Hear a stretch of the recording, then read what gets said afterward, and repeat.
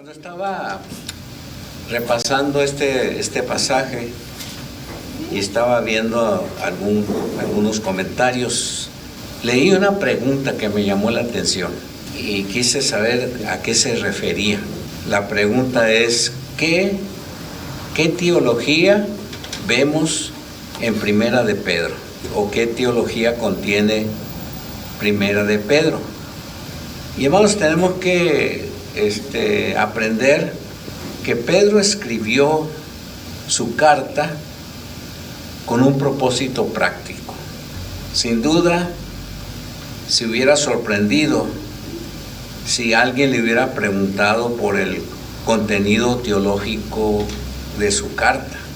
Y tenemos que decir que Pedro no escribió para establecer una teología, así como lo hizo Pablo en Romanos o Colosenses, sino que él escribió como un simple pastor, basando sus consejos éticos en el conocimiento que él tenía de Dios.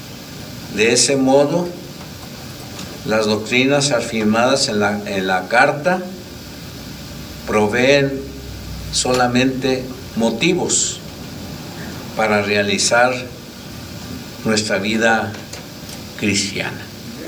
Sin embargo, se ven varias cosas en todo el libro, se ven varias cosas.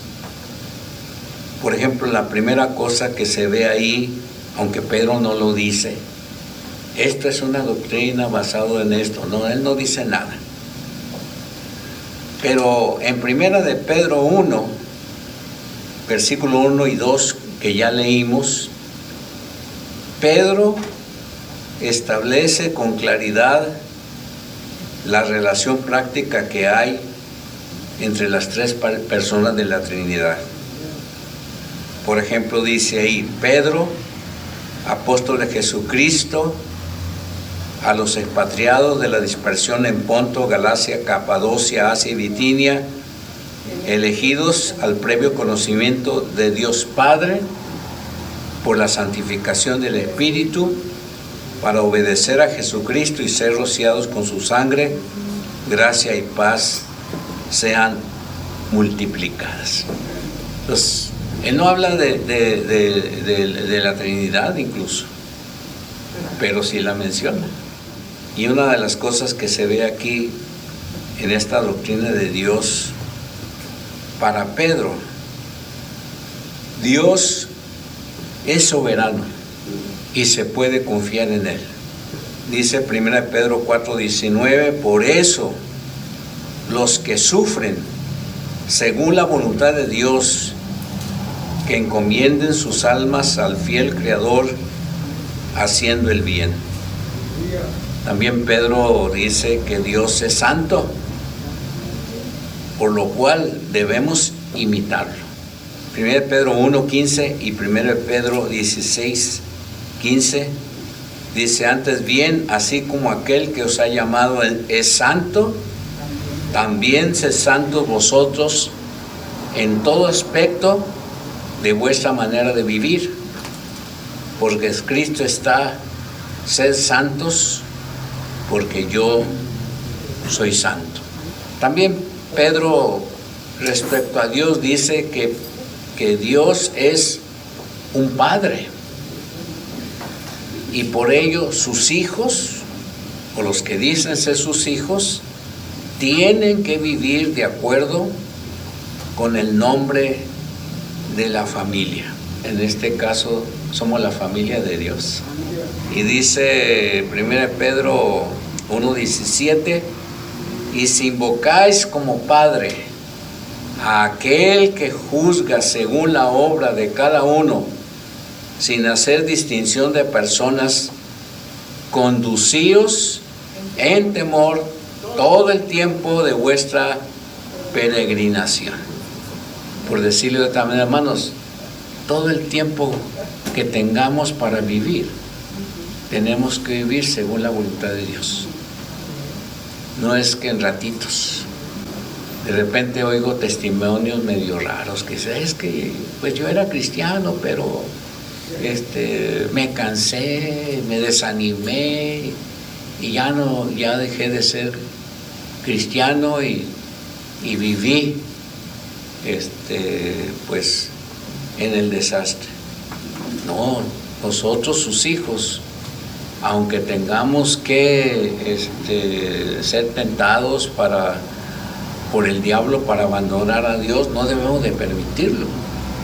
Por el contrario, tenemos que luchar más todavía para vivir de acuerdo a la voluntad de Dios.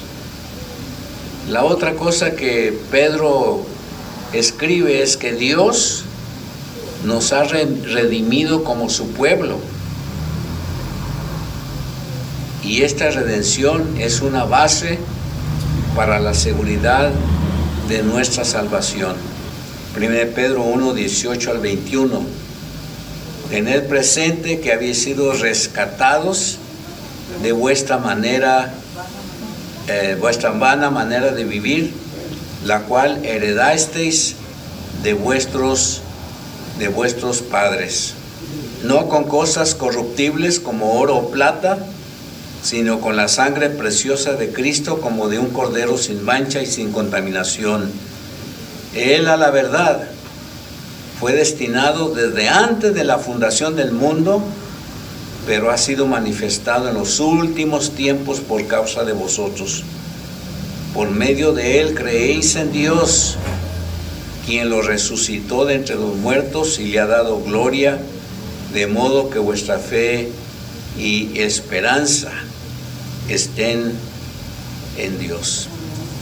Hermano, la palabra rescatar habla del pago que se da por un esclavo. Y pues nosotros fuimos esclavos de Satanás y el Señor pagó nuestro rescate. Y ya sabemos que la redención por medio de la sangre de Cristo, esto fue posible. Así que rescatar, redimir, comprar son sinónimos. La otra cosa que vemos ahí es que Pedro habla sobre la doctrina de Cristo. Y en esta doctrina de Cristo, él dice varias cosas del Señor Jesús. Cristo es sin pecado y fue obediente y se preparó para sufrir hasta el límite. Este es un ejemplo para nosotros, que el Señor haya sufrido hasta el último momento, de tal forma que nosotros seguiremos sufriendo hasta los últimos días. Dice 1 Pedro 2, 21, pues para esto fuisteis llamados, porque también Cristo sufrió por vosotros, dejándoos ejemplo para que sigáis sus pisadas. El 22 dice, él no cometió pecado, ni fue hallado engaño en su boca. El 23 dice, cuando le maldecían, él no respondía con maldición. Cuando padecía, no amenazaba, sino que se encomendaba al que juzga con justicia.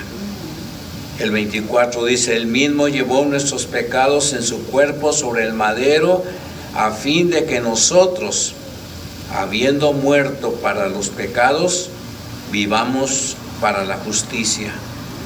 Por sus heridas habéis sido sanados.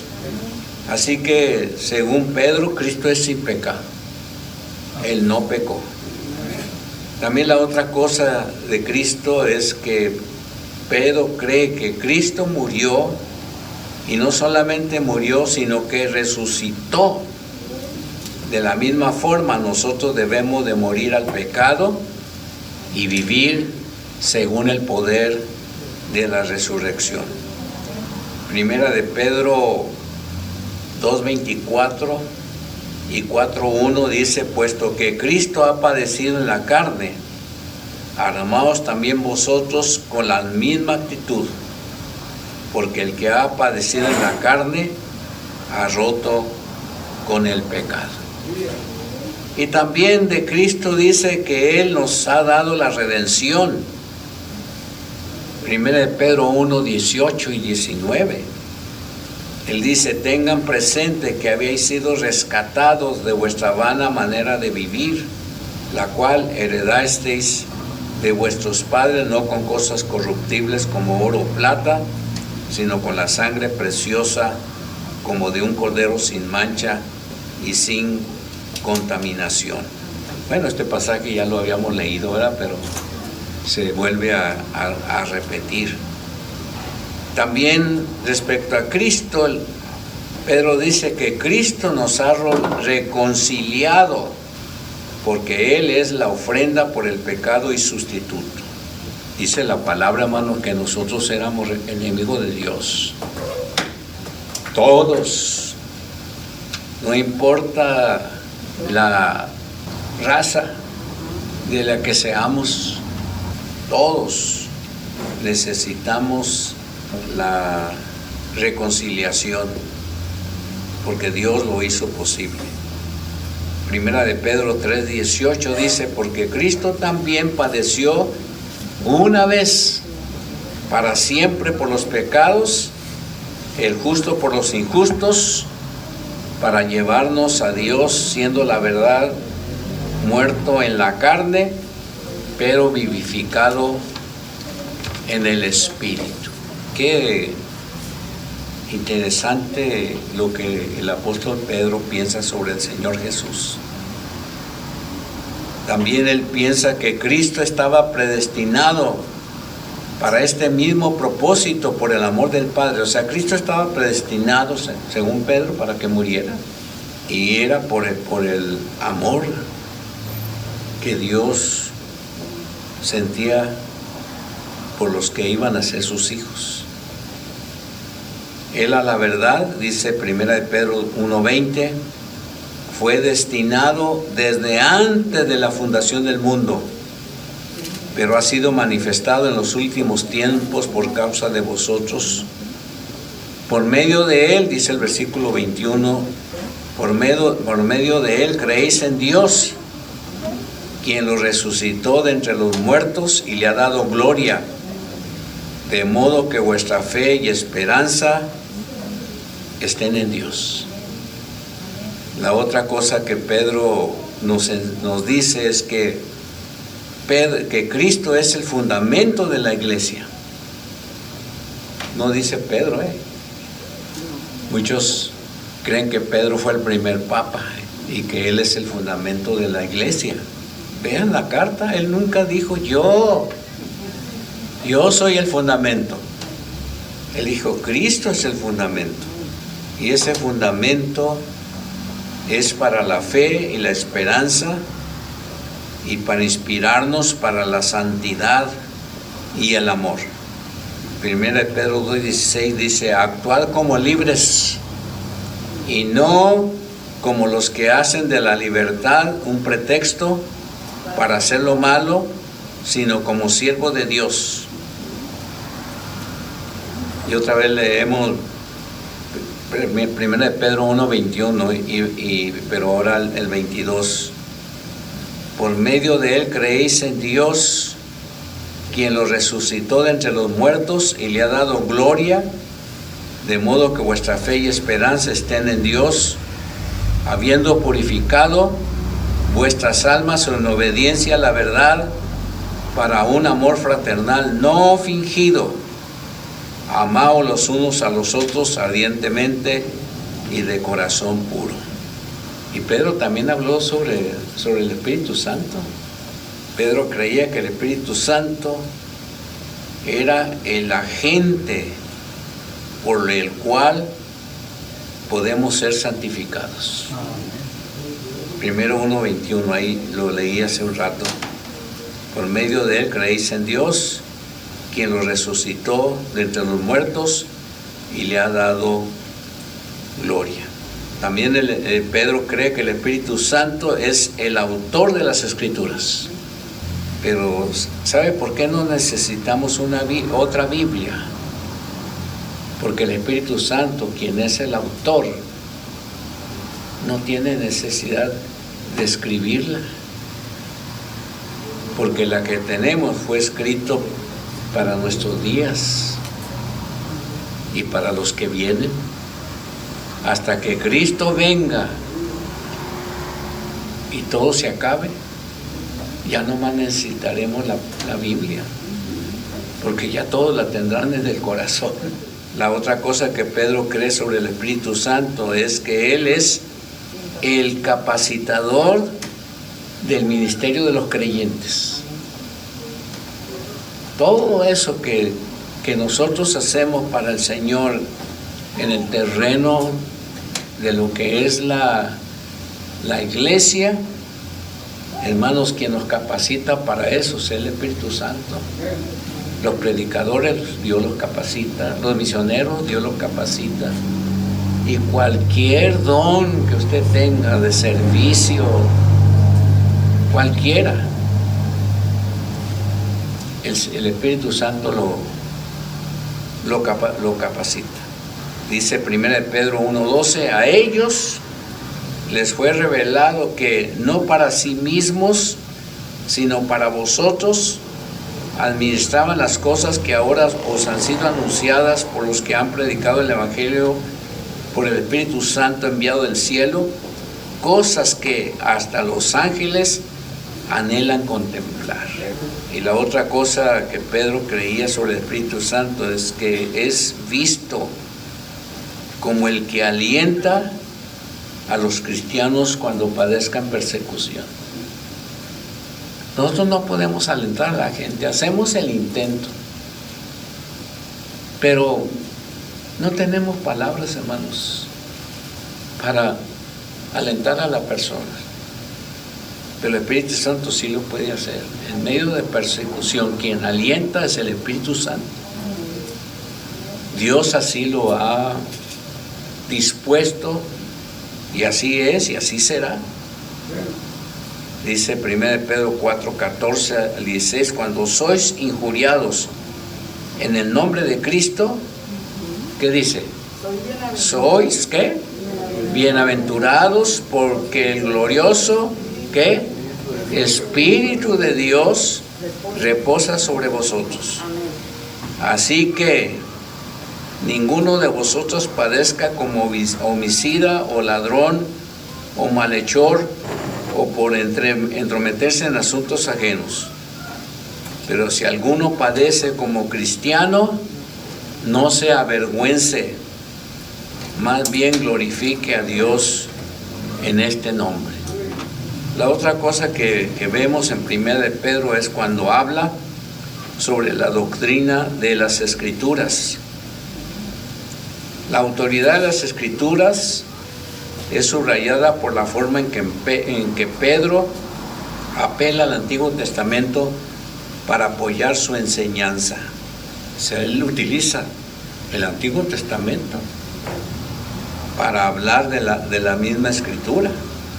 Así lo dice 1 de Pedro 1, 24 y 25, 1 de Pedro 2, 6 al 8, 1 de Pedro 3, 10 al 12, 1 de Pedro 4, 18.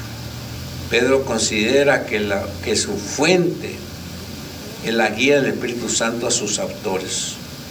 Dice 1 de Pedro 1, 11, ellos escudriñaban para ver qué persona y qué tiempo indicaba el Espíritu de Cristo que estaba en ellos, quien predijo las aflicciones que habían de venir a Cristo y las glorias después de ellas. Segunda de Pedro 2:21 dice, pues mejor les habría sido no haber conocido el camino de justicia, que después de conocerlo volver atrás del santo mandamiento que les fue dado. Y Pedro hace una cita de Isaías capítulo 40, 6 al 8. En 1 de Pedro 1, 23 al 25 se ve, pues habéis nacido de nuevo, no de simiente corruptible, sino de incorruptible, por medio de la palabra de Dios que vive y permanece, porque toda carne es como la hierba, y toda su gloria es como la flor de la hierba. La hierba se seca y la flor se cae, pero la palabra del Señor permanece para siempre. Esta es la palabra del Evangelio que os ha sido anunciada. Y ciertamente, hermanos, todo lo que vemos de naturaleza un día se terminará, pero la palabra sigue. La Escritura también se describe como una semilla por medio de la cual se efectúa el nuevo nacimiento en las vidas de los creyentes, porque es cuando ellos oyen y responden a la predicación del Evangelio. Y la Escritura es el medio por el cual los creyentes crecen. 1 Pedro 2:2: desead como niños recién nacidos la leche espiritual no adulterada, para que por ella crezcáis para salvación. Hermano, la palabra leche espiritual es traducido como leche de la palabra. Una cosa más que se ve en primera de Pedro. Hermanos, ahí se ve la doctrina de la iglesia. Pedro tiene un alto concepto de lo que es el cuerpo de Cristo. Él piensa que cada creyente entra al pueblo de Dios por medio del nuevo nacimiento.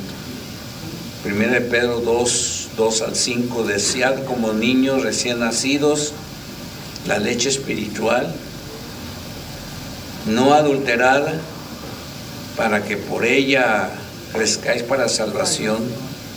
Lo dijimos hace rato, ¿no? Lo leímos. Y puesto que habéis probado que el Señor es bondadoso, acercándoos a Él la piedra viva que fue ciertamente rechazada por los hombres, pero delante de Dios es elegida y preciosa. También vosotros sed edificados como piedras vivas en casa espiritual, para ser un sacerdocio santo, a fin de ofrecer sacrificios espirituales agradables a Dios por medio de Jesucristo. O sea que Pedro no pensaba ni en la iglesia donde él pastoreaba.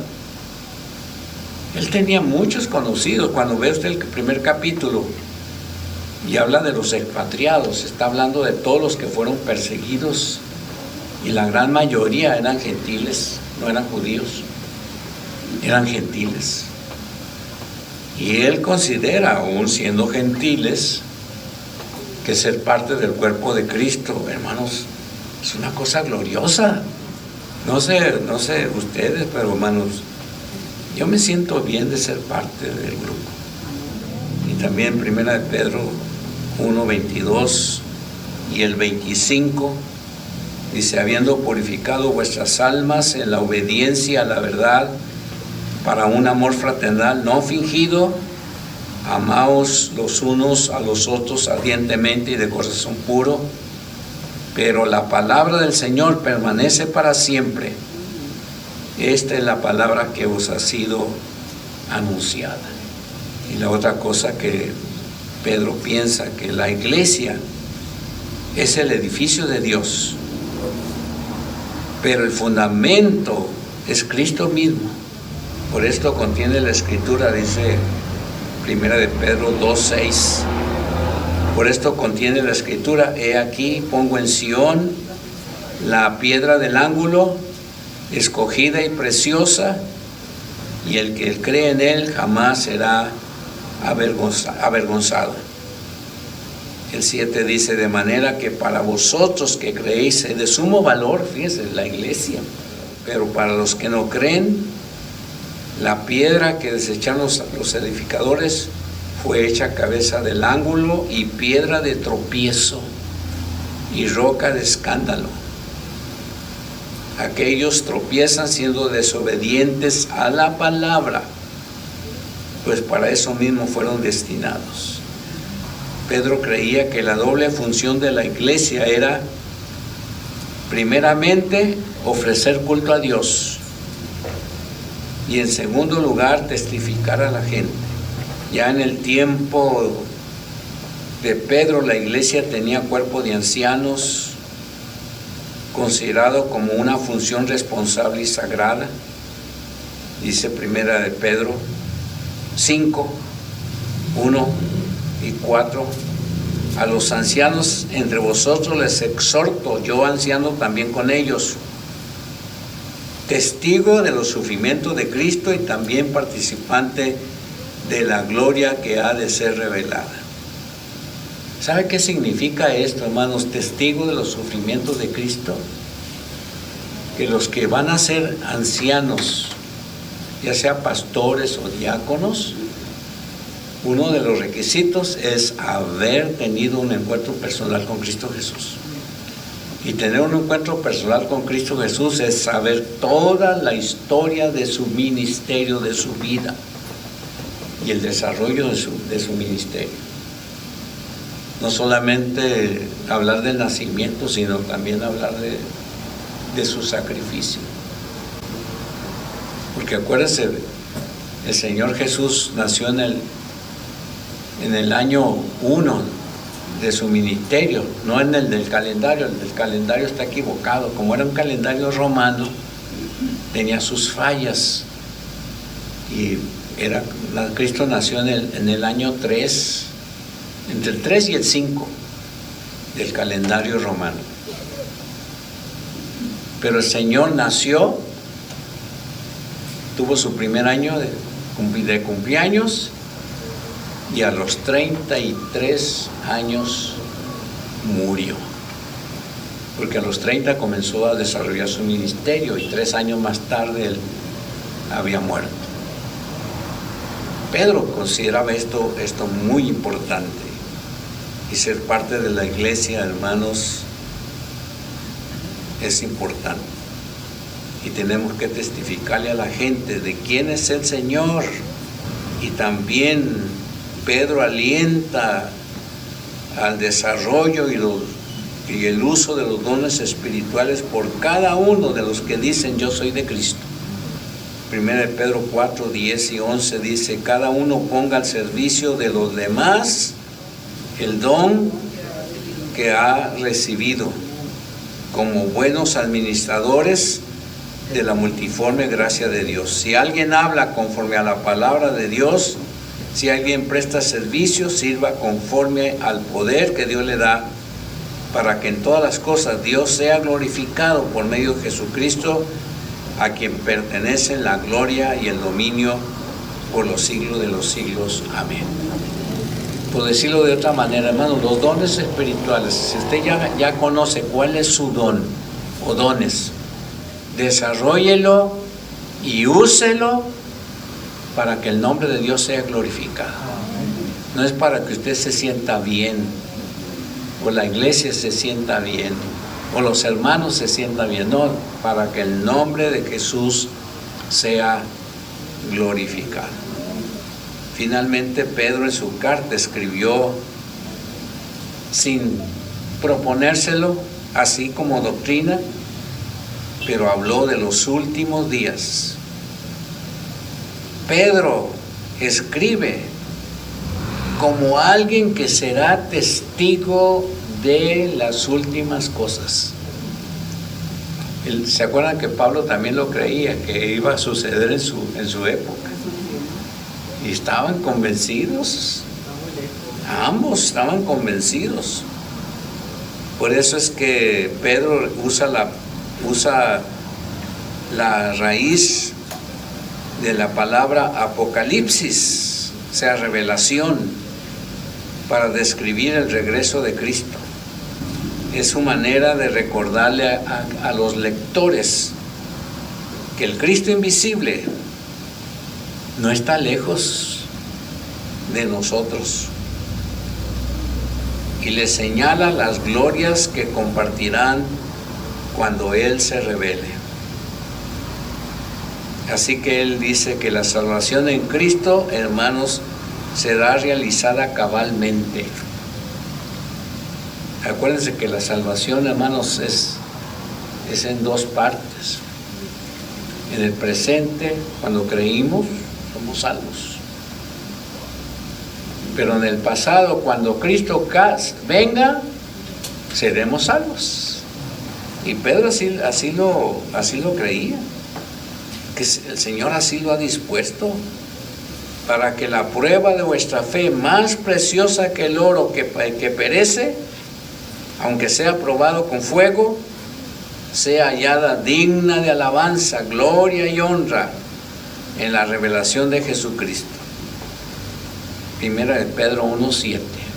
Y en Primera de Pedro 4:13 dice: antes bien, gozaos a medida que participáis de las aflicciones de Cristo, para que también en la revelación de su gloria os gocéis con regocijo. Y 1 Pedro 1:5 dice Pedro que entrarán los creyentes en una herencia completa, que sois guardados, dice 1:5, por el poder de Dios mediante la fe, para la salvación preparada para ser revelada en el tiempo final. Él dice también que la fe de los creyentes va a ser honrada y se descubrirá toda la extensión de la gracia de Dios. 1 Pedro 1:13. Por eso, con la mente preparada para actuar y siendo sobrios, poned vuestra esperanza completamente en la gracia que os es traída en la revelación de Jesucristo. Pedro cree que la gloria de Cristo será compartida. Hermano, la gloria de Cristo nunca se puede ver en un culto, hermanos. Aunque esté bien preparado, la gloria de Cristo tiene que ver con todo lo que Él es. Acuérdense que el Señor Jesucristo no deja de ser lo que es. También nuestro servicio fiel será recompensado. 1 Pedro 5:4 dice: y al aparecer el príncipe de los pastores, recibiréis, ¿qué cosa? La corona incorruptible, inmarchitable, dice la Reina Valera actualizada. Sobre la venida de Cristo, Pedro cree que es un argumento muy poderoso para vivir una vida de santidad y ser buenos mayordomos de las posesiones que están en nuestras manos. Dice 1 Pedro 4:7-11: el fin de todas las cosas se ha acercado. Sed pues, síganme con sus Biblias, hermanos, síganme ahí con sus Biblias. Sed pues prudentes y sobrios en la oración. Sobre todo, tened entre vosotros, ¿qué cosa? Ferviente amor, porque el amor cubre una multitud de pecados. Hospedaos los unos a los otros sin murmuraciones. Cada uno ponga al servicio de los demás el don que ha recibido, como buenos administradores de la multiforme gracia de Dios. Si alguien habla, hable conforme a las palabras de Dios. Si alguien presta servicio, sirva conforme al poder que Dios le da, para que en todas las cosas Dios sea, ¿qué?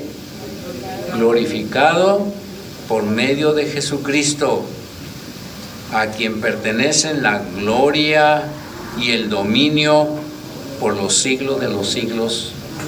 Amén.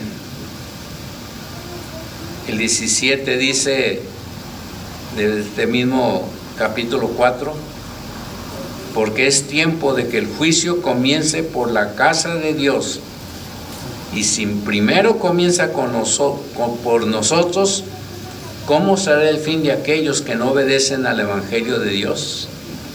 Fíjense, hermano, cómo Vea esta palabra. El pueblo de Dios será juzgado también. Entonces, si ellos van a ser, si los creyentes no vamos a ser juzgados, ahora imagínense los que no son. Y si el justo se salva con dificultad, ¿cómo se salvará el impío y el pecador? Una buena pregunta.